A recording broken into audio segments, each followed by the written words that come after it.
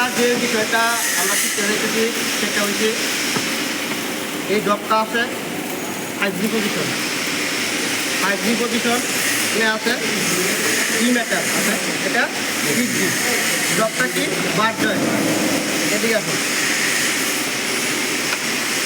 এই যে বেবেলটা করা হয়েছিল 37.5 প্লাস মাইনাস।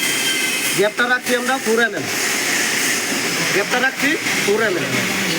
আর রোডটা মারবো আমরা কত দিয়া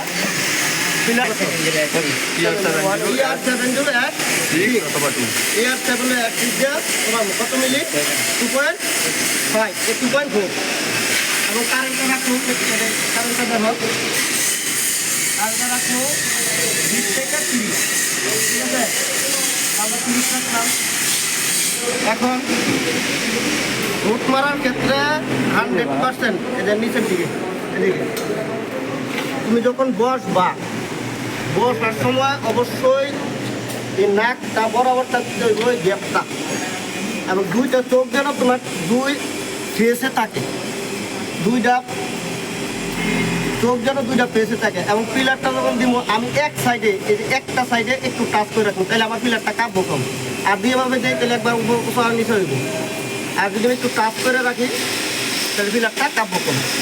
আর সবসময় ফেস টু ফেস বাড়ি দেবো, আমি চিন্তা ওই ফেস আমার যেন যায়।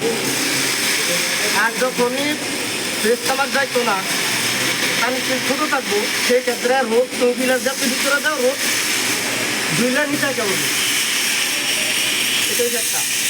আর গ্যাসটা সবসময় 10 থেকে 15-এর ভিতরে রাখবো। গ্যাস কত 10 থেকে 15, ঠিক আছে? আর যখনই বাচ্চা 5Gর মধ্যে মারবো, মেন 100% মাঝামাঝি ঠিক আপনার জবের মাঝামাঝি। আর বাড়তি গেলে আসার পরে একটু কারেন্ট কম নিয়ে নিন, অতিরিক্ত ভিতরে দিলে দিব না, ফেস বরাবর ওভার হেঁটে ফেসের উপরে। বাড়তি গেল থেকে প্লাগটা মাছ ফেসের মাঝামাঝি, এটা সবসময় থাকবে। তো আমি একটু মারি, তুমি একটু দেখো সব ধরছে, এই তলাতে ধরতে হবে।